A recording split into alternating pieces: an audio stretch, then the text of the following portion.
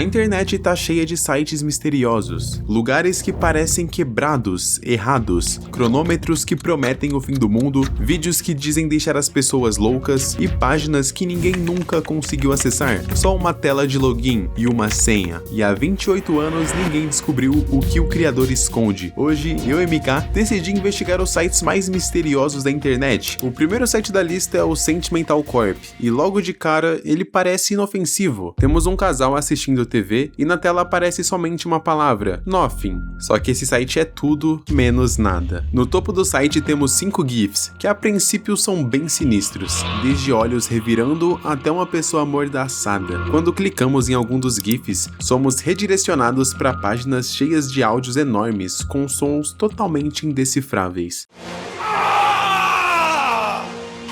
E às vezes dá pra ouvir alguns gritos e até mesmo pessoas chorando lá no fundo. E o mais estranho é que ninguém explica nada. E as coisas ficam realmente perturbadoras quando eu descubro que todos esses áudios são de pessoas reais que participaram de um experimento bizarro. E segundo o dono, os áudios do seu site poderiam controlar a mente das pessoas. O cara por trás disso tudo se chama Randy, e ele não era um programador aleatório. Ele trabalhava com pacientes psiquiátricos lá no Canadá. E o jeito que ele tratava seus pacientes era no mínimo sinistro. Ele estava testando uma forma de terapia chamada psicodrama. 3 vezes por semana os pacientes iam até sua casa para ensinar seus próprios medos. E mano, que maneira complicada de se fazer terapia, né? E pra piorar toda a situação, o Randy ele filmava tudo. E isso vai ficando cada vez mais sinistro. Imagina aqui comigo, você por exemplo tem medo de cobra, que é bem comum, sei lá. E aí pra te tratar, o seu psiquiatra te tranca numa sala com um monte de cobra dentro.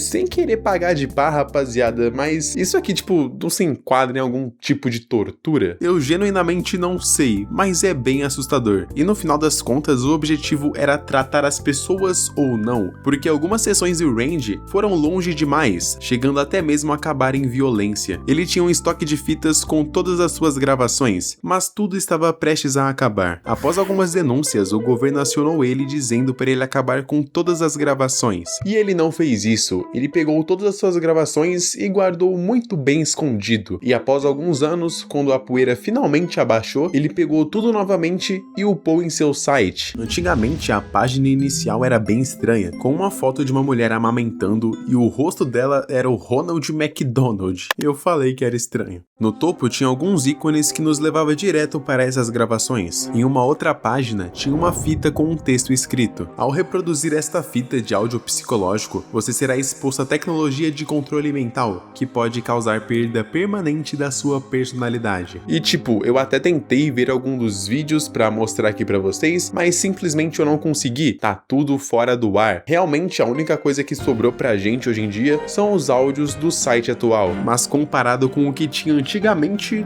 não chega nem perto. Eu tenho que confessar que eu fiquei bastante curioso, então eu fui no Reddit ver se eu encontrava alguém comentando sobre esses vídeos. O título da postagem era: não sei se isso se qualifica como terror, mas esse site, cara, nossa. Um usuário responde: essa é uma das merdas mais estranhas que eu já vi e ouvi. Eu acabei de ver uma simulação de mutilação genital. Eu acho bom colocar como NSFW isso aqui. Essas postagens são de 11 anos atrás, e o site surgiu há 15 anos atrás. Quando as pessoas descobriram seu conteúdo, o que mais surgiu foram teorias. Em uma outra postagem do Reddit, até um usuário ele tenta explicar a situação. Sentimental Corp é um site antigo, conhecido por suas imagens sombrias, e nenhuma explicação foi feita por Randy Prozac, que é um satanista e líder de culto. E por mais que muitas teorias existam ao redor desses conteúdos, nenhuma é de fato comprovada, e por isso continuam sendo apenas teorias. Mas tem uma coisa que ninguém explica até hoje. O site ele ainda existe, mas várias gravações sumiram, e ninguém sabe se foi o Randy que tirou do ar ou se alguém tirou por ele. Se você tiver vontade, você pode entrar no site e ouvir algum dos áudios que ainda estão lá, só toma cuidado pra você não enlouquecer. Enquanto o Sentimental Corp mexia com a mente das pessoas, nosso próximo site literalmente apagava pessoas. Antes do próximo site, um recado do patrocinador, que no caso sou eu mesmo. Muita gente comenta da edição aqui do canal e real, dá um trampo absurdo deixar tudo do jeitinho certo. E pra agilizar isso, a gente usa o Essential Pack, meu pack de edição com backgrounds autorais, overlays, plays, transições, efeitos sonoros e até nossos presets de edição. Então se você também edita ou só quer deixar seus vídeos mais bonitos, esse mês tá rolando uma promoção de 60% de desconto usando o cupom MK60. Lake City Quiet Pills, esse era um site que teoricamente servia só para hospedar fotos, mas muita gente acredita que isso era apenas uma fachada e que seu verdadeiro propósito era contratar assassinos de aluguel. E essa situação fica ainda mais estranha porque simplesmente não existe nenhum registro desse site no Wayback Machine. É como se alguém tivesse feito questão de apagar qualquer rastro possível. Tudo começa no Reddit com um usuário chamado Religion of Peace. O perfil dele era basicamente um acervo de publicações sobre armas, explosivos e defesa pessoal. Em certo dia, o Religion ele faz uma publicação divulgando o seu site. A princípio parecia uma página normal de hospedagem de fotos, até que um outro usuário percebeu uma coisa muito estranha. Vocês lembram do site de imagens daquele velho? Vá até a raiz do site e visualize o código-fonte. E quando foram olhar o código HTML, perceberam que existiam mensagens escondidas, instruções criptografadas, misturadas no meio das tags, com datas, horários, valores e até mesmo descrições de tarefas. Necessidade imediata, 8 a 10, chinês/coreano, fluente em coreano, detalhes após o contrato. 4 pessoas que falem italiano/espanhol, 100 euro, W/W. Tem que ser alguém que dê para criar vínculo. E bom, isso simplesmente podia ser uma grande coincidência, né? O código-fonte ter algumas palavras soltas ali por conta de alguns erros. Muita gente ficou interessada e começou a investigar o código-fonte e tentar decifrar isso tudo. E perceberam que muitas das abreviações eram termos militares reais, como por exemplo W/W poderia ser interpretado como wet work,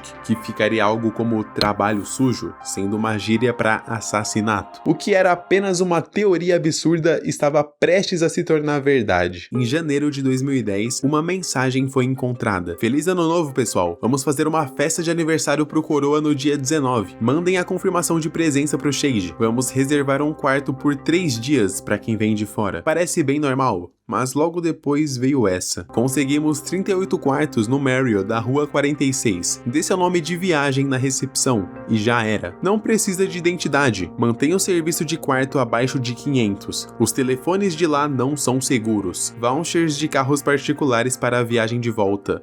Não dirija bêbado. E quando você começa a ligar os pontos, tudo vai ficando mais estranho. Por que diabos alguém avisaria que o telefone do hotel não é seguro? Por que exatamente 38 quartos? Por que nomes falsos, sabe? E principalmente, por que nenhuma identificação? Até aqui tudo já parecia muito suspeito, mas ficou muito pior. Um detetive do Reddit percebeu que a data da festa batia exatamente com algo que tinha acabado de acontecer no mundo real. No dia 19 de janeiro de 2010, exatamente na data citada no código, um líder militar do Hamas foi assassinado em Dubai. Um grupo altamente treinado o seguiu até o hotel, invadiu o quarto e o matou. A operação envolveu passaportes falsos, câmeras desligadas na hora exata, uma equipe dividida em funções e um plano muito bem executado. E quando os usuários do Reddit começaram a comparar as mensagens do site com os relatórios da investigação, tudo começou a fazer sentido. Horários, procedimentos e até o número de pessoas envolvidas tinham paralelos. Alguns dias depois desse ocorrido, encontraram uma nova mensagem sobre o custo da festa do dia 19. Quartos de hotel, 48.341. Conta do bar, 18.890. Comida, 8.030. Com um total de 94.080. E aqui vocês começam a perceber que a conta não fecha muito, né? Quem diabos gasta quase 50 mil em quartos de hotel, cara? Pra uma festa de aniversário. É o hotel mais caro do mundo, mano. Fora que o valor total da festa no final deu quase 100 mil reais, cara. E, pô, isso é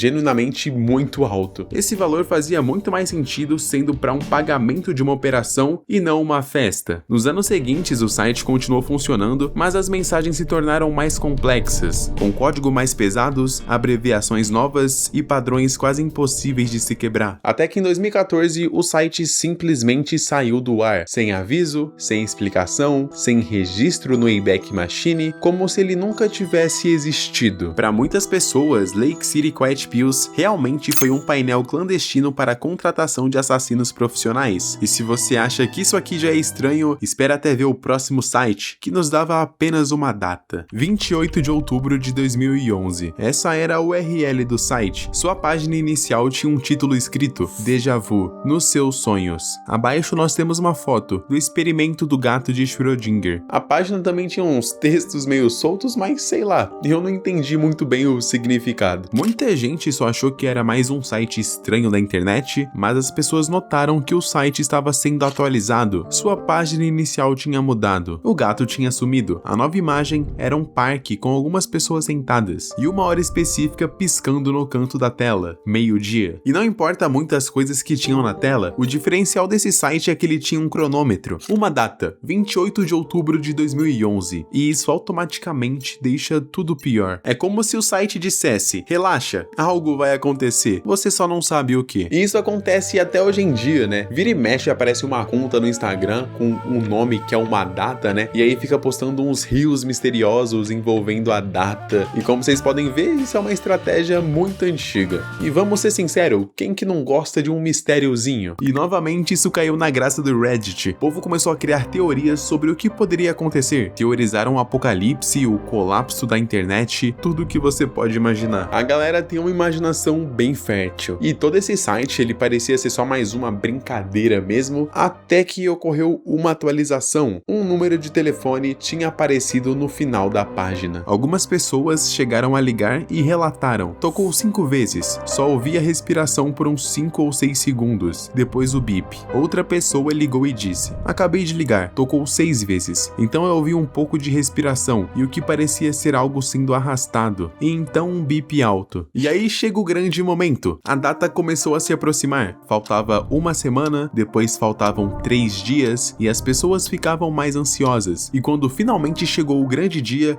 28 de outubro de 2011, uma coisa aconteceu. O site saiu do ar, tipo, ele só sumiu. Não tinha mensagem, não tinha um aviso, nada. Mesmo depois disso, algumas pessoas ainda tentavam desvendar o mistério depois de alguns anos. Mas a resposta só veio mesmo anos depois. 2017, quando uma pessoa fez um vídeo resolvendo o mistério. E o que mais me impressiona é que o mano fez isso pelo celular, cara. Ele deve ter demorado um tempinho. Ele analisou as mudanças do site, comparou padrões, até mesmo checou o domínio e percebeu que várias partes estavam incompletas. E a frustrante realidade é que 28 de outubro de 2011 era apenas um ARG inacabado, um projeto que alguém começou e largou. E por isso quando chegou o grande dia, nada aconteceu, porque não tinha nada programado, não existia ninguém trabalhando no projeto. Nosso próximo site está completo, mas ele é tão misterioso que as pessoas estavam enlouquecendo. Esse é o site mais diferente do vídeo. Sua página inicial tem um texto escrito, um labirinto em abracadabra. E como vocês devem imaginar, esse site é literalmente um labirinto. Até o seu nome já começa com um enigma. 973 Etnamu 973. Se você ler isso de trás pra frente, fica Deuman 973. Clicando na palavra labirinto, conseguimos ter acesso ao restante do conteúdo. Você é recebido por um muro de frases quebradas, textos bíblicos recortados e números aleatórios. E se você vasculhar bastante, é capaz de encontrar até mesmo imagens bem estranhas. O ponto principal é que Deuman, ele não é um site artístico. Ele não foi feito na intenção de ser um jogo ou qualquer coisa assim. Ele tinha um propósito. E a principal resposta está no seu criador, David Denison, um artista de arte surrealista extremamente popular nos anos 70. O David viveu uma fase artística impressionante, chamando bastante atenção com obras como O Jornaleiro e O Olho de Horus. Só que em algum momento da carreira dele, algo mudou. Ele caiu no esquecimento absoluto. De repente, ele não tinha mais interesse nenhum em pintar, e sua mente ficou completamente fixada em religiões e números. E calma, isso aqui ainda vai fazer sentido. Sua vida inteira foi baseada em estudar somas e deduções numéricas, baseados em alguns filósofos e na própria Bíblia. Além disso tudo, ele tinha uma forte obsessão pelo número 9. Eu sei, ele era meio louco da cabeça. Até que em 2003, o David lançou sua maior obra, 973 Etnamu 973. E diferente de tudo que ele já tinha feito antes, isso aqui não era só arte, era uma missão, uma parada que ele alimentou, expandiu e cuidou por anos. Novas páginas foram surgindo, novos enigmas foram aparecendo e o cuidado que o David tinha com esse trabalho era muito puro, tanto que hoje em dia dizem que o site já ultrapassou as 8.000 páginas. Nessa situação, as pessoas perceberam que algo grande estava sendo criado. No começo parecia só um monte de frase desconexa, e eu não julgo eles, é difícil interpretar isso aqui, mas eles foram percebendo que tudo tinha um significado por trás. Pessoas começaram a se reunir em fóruns, formar grupos, criar teorias e estudar todo o site para tentar desvendar esse mistério. Porém, em 2013, o David Denison faleceu, mas o site ele continua ativo até hoje, mantido por alguém de confiança e ninguém sabe quem. A primeira pessoa que resolveu o mistério se pronunciou em 2018. White Rabbit ele afirma que teria encontrado a resposta, e ele escreve em seu texto: "Passei pelo menos 5 anos estudando esse site, mas é perigoso, e há um efeito colateral que me afetou de uma forma estranha. Não postarei a resposta aqui. Terei o prazer de responder a quaisquer perguntas relacionadas a esse site." White Rabbit ele comenta que desvendar tudo isso custou muito dele, e quando você descobre a verdade por trás do site, isso muda completamente a forma como você enxerga o mundo, e isso é extremamente perigoso. Mas sendo sincero, o cara ele se dedicou 5 anos da vida dele para desvendar o mistério de um site todo complexo e ele se nega a contar a resposta. Isso me deixa genuinamente indignado. Mas ele não foi o único.